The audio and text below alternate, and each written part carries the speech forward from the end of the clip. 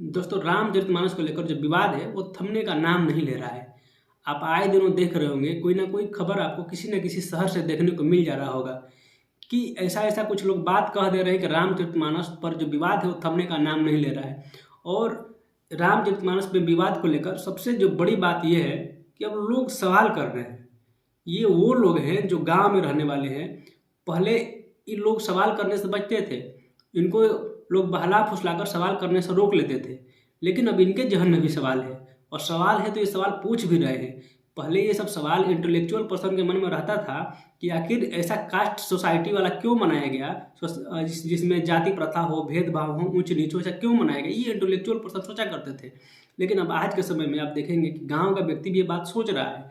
जिसको आप नीच बता दिए हैं, वो पहले ये बात को मान कर चलता था कि हम शूद्र हैं, ये बात को स्वीकार कर लिया था। लेकिन आप आज के समय में देखेंगे तो ये व्यक्ति भी बात करने को तैयार है कि हमें शूद्र क्यों बनाया गया, और बनाया गया तो हम इस बात को क्यों मानेंगे।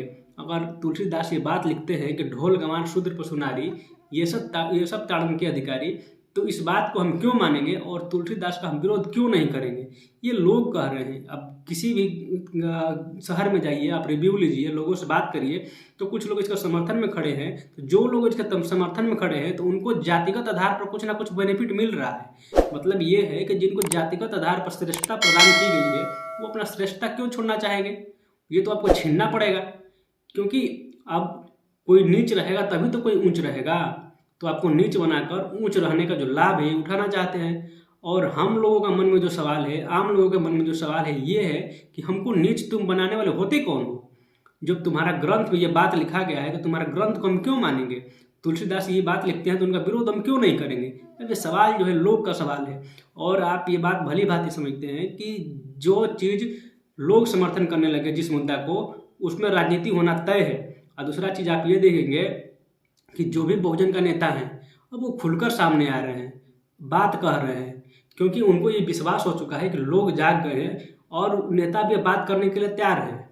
क्योंकि पहले का दौर वो था कि अगर नेता कोई आकर बात कहते, किसी ऐसे जाति प्रथा के बारे में बात कहते, किसी ग्रंथ का उल्लेख करते, किसी ग्रंथ में ऐसा बात लिखा गया है जो कि गलत है, तो हम ही लोग विरोध में खड़े हो जाते हैं। हम ही लोग कहते कि उस नेता को हटाओ, सत्ता से हटाओ, राजनीति से उसको निकालो, क्योंकि वो धार्मिक भावनाएं आहत कर दिया है। लेकिन उन नेताओं को भी बल मिला है, क्योंकि हम अब बात करने के लिए तैयार हैं, समर्थन करने के लिए तैयार है कि आप आवाज़ उठाइए, हम आपके पीछे खड़े हैं। तो उन नेताओं को भी बल मिला।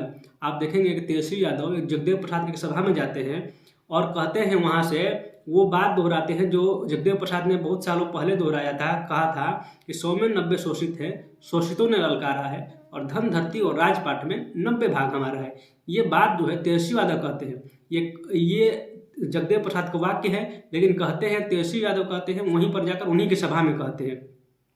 तो कहने का मतलब ये है कि तेजस्वी यादव वहाँ पर एक सवाल भी करते हैं, पूछते हैं कि तुम्हें ऊंच किसने बनाया और हमें नीच किसने बताया, तुमको उच्च वर्ण का कौन बताया और हमें नीच वर्ण का कौन बताया। तो ये सवाल है, अब नेताओं का सवाल है। आप ऐसे ही देखेंगे उत्तर प्रदेश का जो केशव प्रसाद मौर्य हैं, इनसे कहीं बढ़कर सवाल करते हैं। वैसे ही उत्तर प्रदेश में अखिलेश यादव का जब देखेंगे कि वो जाते हैं मंदिर में, जब उन्हें मंदिर जाने से रोका जाता है, काला झंडा दिखाया जाता है, तो अखिलेश यादव कहते हैं, पूछते हैं कि हम शूद्र हैं इसीलिए नहीं जाने दिया जा रहा है मंदिर क्या। ये अखिलेश यादव का सवाल था।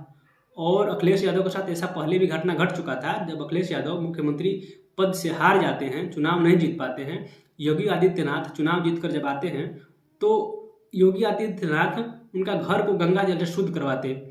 और ऐसा नहीं है कि ये सिर्फ अफवाह है, ये बाकायदा अखबार में और न्यूज लाइन का हेडलाइन था कि अखिलेश यादव का घर को शुद्ध कराया गया। ये योगी आदित्यनाथ का कथन भी था कि हमने इस घर को शुद्ध करवाया है।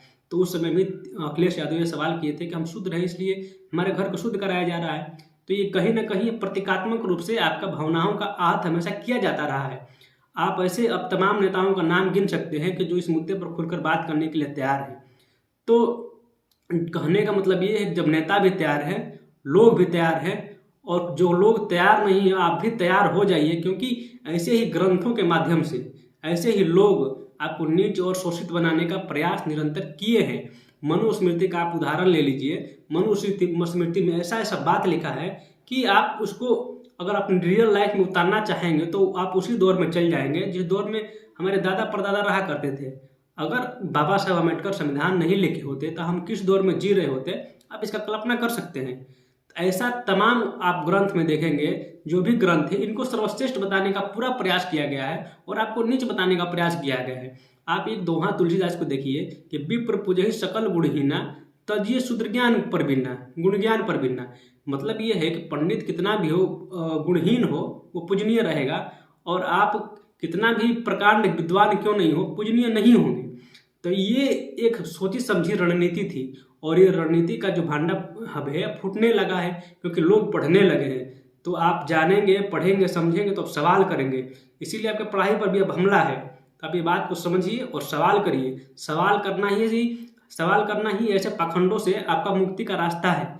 तो दोस्तों, मेरा आपसे यही अनुरोध है, आपसे आग्रह है कि आप कोई भी अवैज्ञानिक बात को मानने से परहेज करिए, क्योंकि जो हमारा तरक्की का रास्ता है वो विज्ञान से होकर जाता है। तो हम विज्ञान को मानेंगे, तर्क को मानेंगे, और तर्क के आधार पर जो फिट बैठेगा उसी बात को हम स्वीकार करेंगे। तो दोस्तों, ये वीडियो में बस इतना ही। बाकी ये वीडियो आपको अच्छा लगा हो तो लाइक करिए, कमेंट करके बताइए कैसा लगा, और साथ ही साथ चैनल को सब्सक्राइब कर दीजिए। धन्यवाद।